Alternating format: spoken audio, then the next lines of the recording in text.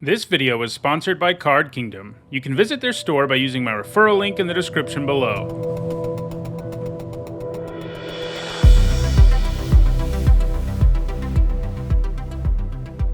Hi everyone, I'm Nitsa Hone, and it's Monday. That means it's time for another MTG Top 10, the series where I rank cards based on their historical performance at Magic's highest level of competition.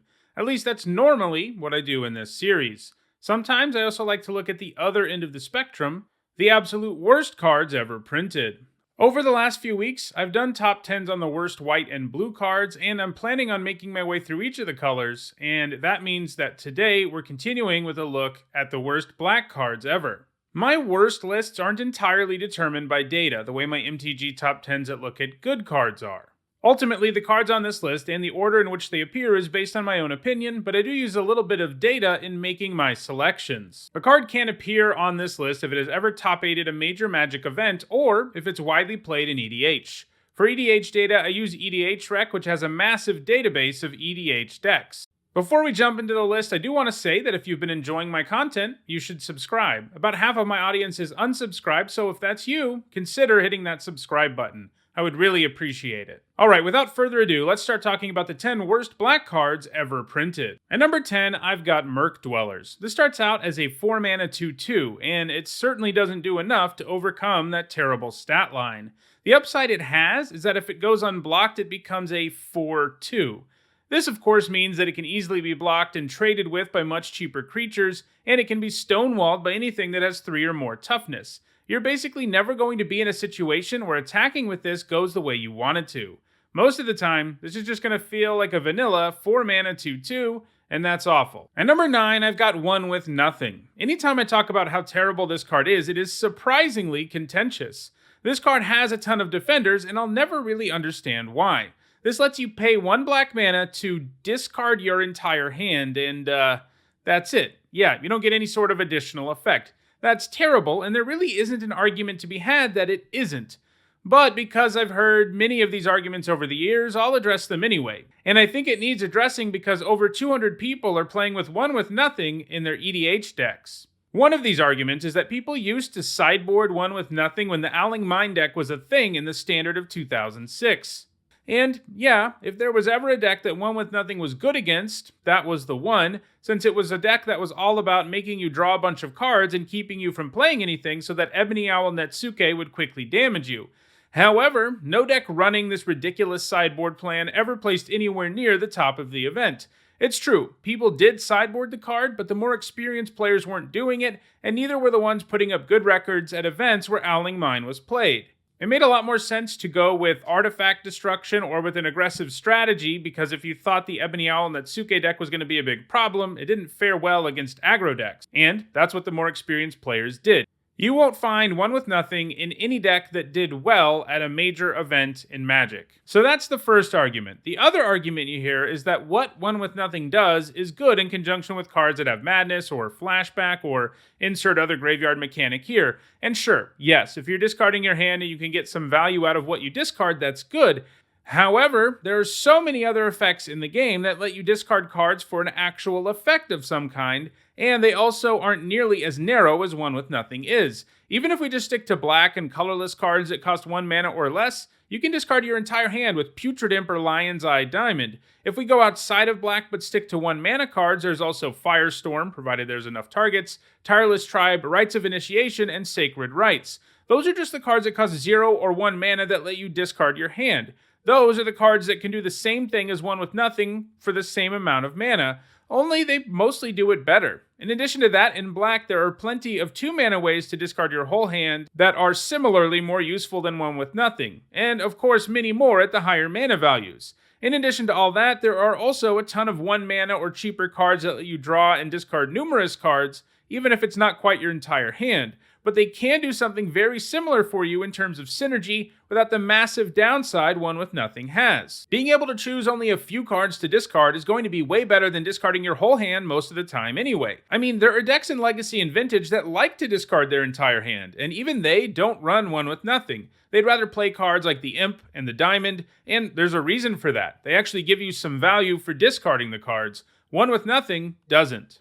The card is so bad, Wizards even made a joke about it with the Mystery Booster set, where One with Nothing has a sticker on it of a new card called One with Death. That lets you pay 1 black mana to lose the game. The joke here is that that's basically already what One with Nothing says. So yeah, it isn't good. I do put it relatively low on this list at number 9 because it does have more potential than a lot of other cards on this list, and there is at least some synergy to be had, but for reasons I just discussed, for probably way too long, there are just better ways to discard a bunch of cards and get the same upside. Even in a singleton format like EDH, there are plenty of better options that you should be playing. At number 8, I actually included 2 cards, Scavenging, Scarab, and Mindless Null. These are both creatures that are already pretty inefficient, and they also can't block. The Scarab is a Hill Giant, meaning a 4-mana 3/3, and the Null is a Grey Ogre, meaning a 3-mana 2/2. Now, sometimes the Null can block, like if it has a vampire friend around, but it's still pretty terrible. Amusingly, the printing of this card at 3 mana was actually an error. The people who designed the card meant for it to be a 2-mana 2/2 that could only block if you had a vampire, but by the time they realized their mistake, the set had been sent to the printers. If it were a 2-mana 2/2 with that downside, it definitely wouldn't have made the list. At number 7, I have Veldrane of Sengir. This is a rather inefficient 7-mana 5/5, and the ability it comes with is more than a little underwhelming. It can gain Forest Walk for 3 mana, but only at the cost of also shrinking to a 2/5. So sometimes it can be unblockable, but you have to pump significant mana into it and lower its power, so it isn't like it's going to be doing anything significant in those games. At number 6, it's Mold Demon, another 7-mana creature with fairly unimpressive stats and a downside. In this case, you get a 7-mana 6/6 that makes you sacrifice 2 swamps when it enters the battlefield. That's it. It doesn't have evasion, it doesn't have some good into the battlefield ability, it doesn't do anything other than be a vanilla 7-mana 6/6 once it's on the table, and you probably don't need me to tell you that that's a terrible deal. At number 5, we continue our parade of incredibly inefficient creatures with Chimney Imp. This is a 5-mana 1/2 with flying, and unlike some of the other cards on the list, its text box is at least upside. It makes your opponent put a card from their hand on top of their library. This means that the Imp trades 1-for-1 when it dies, but the stat line it comes with is even worse than the other creatures we've seen, and it isn't like the upside this card has is that impressive to begin with. At number 4, it is Numai Outcast, yet another creature. A lot of the samurai printed in original Kamigawa block were pretty bad, and this is another one of those. A 4-mana 1/1 isn't a good start, and then all this comes with is Bushido 2 and the ability to regenerate for a mana and 5 life. So, sure, it becomes a 3/3 when it is blocked or becomes blocked, and then you can just regenerate it, I guess, but why? One of the nice things about regeneration is the fact that you can keep on using it, and the massive life cost of this card means you really can't use it that much, and the creature that it is on in this case isn't worth saving anyway. It's basically a really, really bad version of Drudge Skeletons. It costs twice the mana, and the upside it comes with isn't enough to warrant such a cost. At number 3, I've got 2 cards, Nameless Race and Inquisition. I chose to put these 2 together because they're both meant to hose white decks, but both do a really, really bad job of it. Color hosing is something that is often worth sideboarding, but in the case of these 2 cards, you should never play them. Nameless Race lets you pay life to determine its power and toughness, but the amount of life you pay is limited by the number of white permanents your opponent has in play and in their graveyard. Theoretically, Nameless Race could get pretty big, but because it deals with something that is so far out of your control, it's far too inconsistent. If it simply had power and toughness equal to the number of white permanents your opponents had in play or in the graveyard, it would be a lot better. Having to also pay life for it is what really makes it a completely terrible card. Meanwhile, Inquisition lets you look at your opponent's hand and do damage to them equal to the number of white cards they have there. So this is basically a burn spell that can only hit players, and one that is highly dependent on what your opponent has in their hand. So you go down a card and pay 3 mana for some information and some meager amount of damage. Yeah, you don't want to be doing that.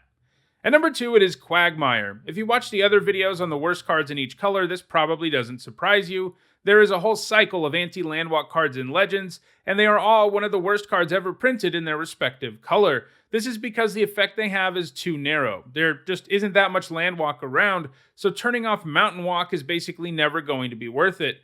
Playing this card is worse than mulliganing because you end up having to pay 3 mana to play this thing.